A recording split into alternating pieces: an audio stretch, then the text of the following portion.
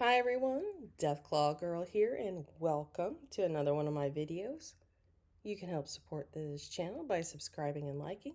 If you want to throw me some caps, there's a link in the description to the news.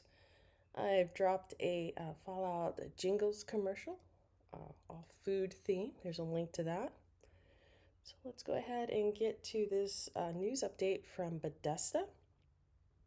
So let's just start reading. All right.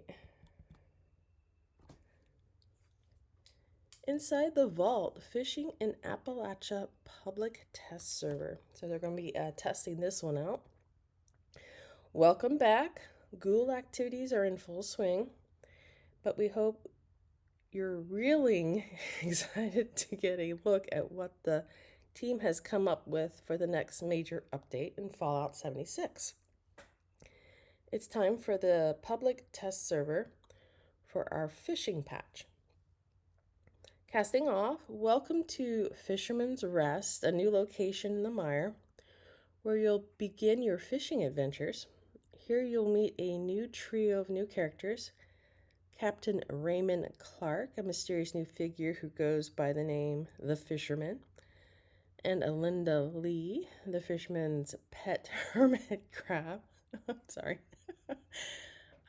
Good luck talking to the fisherman, though. Doesn't seem like they speak our language. Oh, and don't be alarmed when you find out that Linda Lee is a giant hermit crab who has taken up home in Captain Clark's old fishing boat. Something seems off about this location anyway. During the casting off questline, you'll receive your first fishing rod, allowing you to walk on over to the nearest body of water and start fishing. When trying, oops, a little too far. Sorry, just lost my place. Let's try it this way. That's better. Allowing you to walk on over, okay, I read that. And start fishing. When trying to decide where you can fish, remember the mantra, if you can swim, then I can fish. Do note that the fishing rod won't appear in your Pip-Boy menu, as it's not an item you need to equip. When you're nearby and looking at the body of water, the fish command will appear on your screen. The fishing rod will show up in your weapons workbench menu, so you can modify it. So it looks like they're going to be adding fishing to Fallout 76. To start the new casting off questline, head into the Mire region to receive a mysterious signal on your Pip-Boy. You can also start this questline by reading the sign in front of Vault 76. Upgrading your fishing rod. You can find the pieces you need to upgrade your fishing rod by completing the new fishing challenges and daily fishing quest. These will give you rod styles, bobbers, and reels to improve your fishing experience and help you catch the mysterious creatures living in the radiant waters of the wasteland. So hopefully we'll be getting some really good new recipes. It's important to know that some fish will be near impossible to catch until you have upgraded your fishing rod. So get out there and complete those fishing challenges. Catching fish, bait, and weather. You can have the best looking fishing rod in Appalachia, but it won't help you catch a fish if you're not using bait. Get that bite there. There are 3 types of bait to gather, and each one increases your chances of enticing increasingly rare fish to bite down on your hook. Common bait give you the chance to catch generic fish, scrappable junk, and we can clean out them waterways, and common regional fish. Perishable from the fisherman and Captain Raymond Clark in the Fisherman's Rest. You'll also have a chance to receive this bait after completing the daily fishing quest. Improved bait.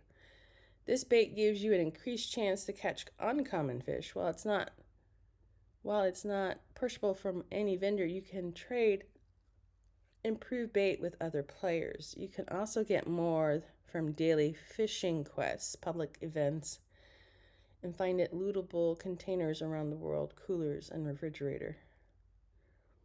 Superb bait enable as rewards in upcoming season. This bait gives you the best chance to catch a very rare fish.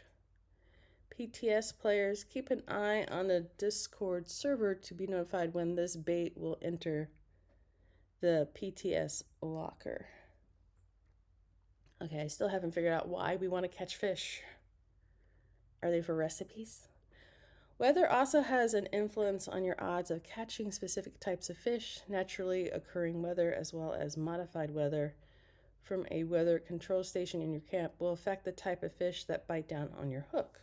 Okay, well, that's interesting. Clear weather, best suited for catching common. Rainy weather has an increased chance of catching region-specific fish, as well as the elusive, I'm not even going to try to pronounce that word. Okay, I am. Exolatus. Radstorm, nuke weather. Radstorms and weathers caused by nukes increase the chance of catching glowing fish. We'll leave it to you to figure out which combination of bait and weather will give you the highest chance of helping you find the fish you want. Food and more adventures. Now that you've captured a few fish, what can you do with them? Yes, I was just wondering that to begin with. Of course, you can eat them directly out of your inventory to restore some hunger and health. The larger the fish, the more you'll gain. You can also turn fish into fish bits. When you obtain a fish by fishing or trading with players, you immediately learn the recipe to convert the fish into fish bits at a cooking station. Fish bits can restore a small amount of hunger on their own, but that's not the best way to utilize this material. When at a cooking station, you'll notice a new food recipe, the grilled fish recipe, becomes available after completing the new fishing quest. When eating it, provides you with an effect that reduces the time to hook a fish for 20 minutes, when eaten, it provides you with an effect that reduces the time to hook a fish for 20 minutes. Okay, so it lasts for 20 minutes, which is perfect because you're about to do a whole lot of fishing. Completing fishing daily quests will give you the chance to earn other food recipes that utilize fish bits such as fish and tatos, fish chowder. There's one other location where you can use fish bits. Reminder, Linda Lee. If you feed Linda Lee fish bits, she'll give you a random legendary item. Just don't ask where it came from. Ooh, yeah, best not to ask. All right, but is this like a once a day thing? Is this an event thing that you're giving this Linda Lee? Yeah, I'm not sure about that one. Guess maybe we'll find out later. All right, let's keep reading. Time to explore. With the addition of fishing, there's a lot of aquatic life you'll find out in the wild of Appalachia. Common fish can be found across the map, but there's a ton of region-specific fish to discover, along with their variants. Glowing fish will be the variant. There are also 12 adorable axolotls to find. One of these glorious amphibians would be available to you to catch every month throughout the year. All right, what do we do with these adorable things? Do we get to take them home? Are these pets? Are we supposed to eat them? Lastly, local legends. There are fish you'll be bragging about catching. That's all we say about. Are these the fish that want to eat you? PTS players will be put on an hourly rotation, so you have the chance to catch them. We'll share more details. Okay, so they're going to put that 12-month cycle into an hourly cycle so that there's a chance to catch them during your testing of the new servers. Okay. Flaunting the catch. Completing fishing challenges and daily rewards, you will will reward you with new camp items along with upgrades for your fishing rods. One of these items is a curved fishing display so you can show off your rare local legend. Aww, so they're not pets. They're adorable, but I guess we're going to be stuffing them. PTS only. Fallout First status is granted to all players on the PTS. Is that new? Have they ever done that before? Okay, these are just other things. I'm not going to read through them because I don't want to make this video extremely long, but I'm going to pause at each section so that if you want to read it, you can pause. This is just some of the perks they'll be adding. I'll pause there again. Again, you can just pause the video if you need to read these sections. Here's the mutations, some stuff that they'll be changing. Okay, a little further down. Oh, it looks like they're changing enemies no longer immune to crippling. Let's go down there a little bit more. There we go. Perk balancing. I'm just going to read this one. We're removing the perk requirements from crafting since you already need to have to learn the plan. We feel that requiring you to change your perk loadout to craft is cumbersome. Oh. We're removing the perk requirements from crafting. Since you already need to have learned the plan, we feel that requiring you to change your... Okay, so I think, are they removing the perk cards for crafting these different weapons? I don't know. We'll find out more, hopefully. Here's some more of this stuff. Again, just pause if you need to read something. Okay, a little bit further down.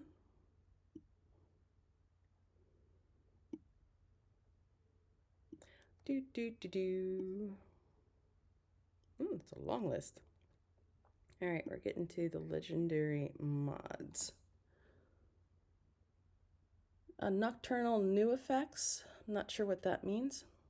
I hope they make Nocturnal a little bit better. Junkies. 50% to 100%. Increase perk damage. Oh.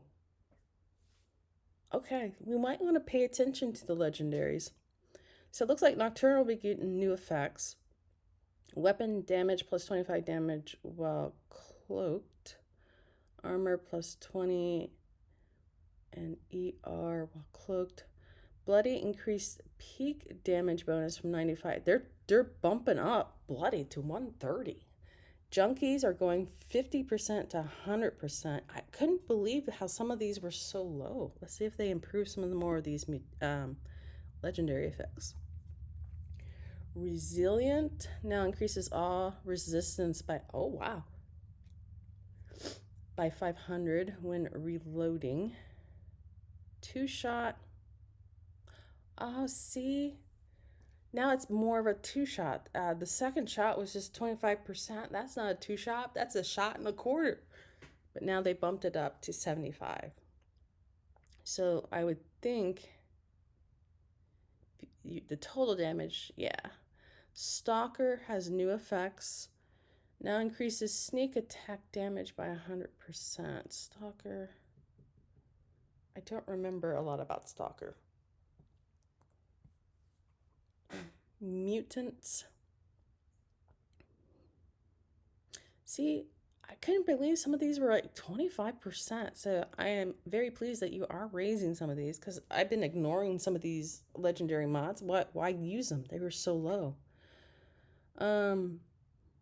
Gourmand, but they only raised it to 40%. I wonder why.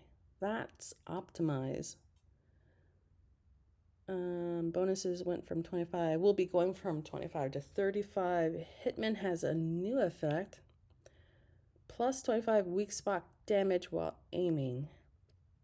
Going to that 4-star talked about a weak spot. So I guess you got to know what's the weakest point on a particular enemy. Majority is the head, but some do have different. I think a few. Instigating, plus 50 damage against targets above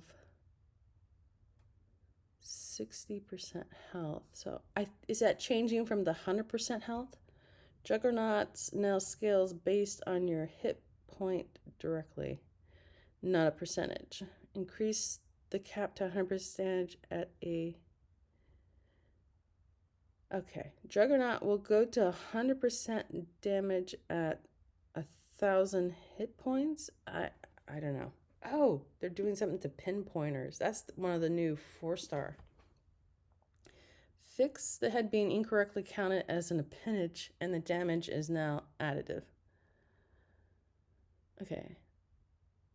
So again, the head will no longer be considered an appendage. So pinpointers, you had to, I guess, aim at an arm or a leg, or appendage, depending on what type of creature it was. Okay. I was really interested in this. Again, I'll just go through the rest of these. Pause.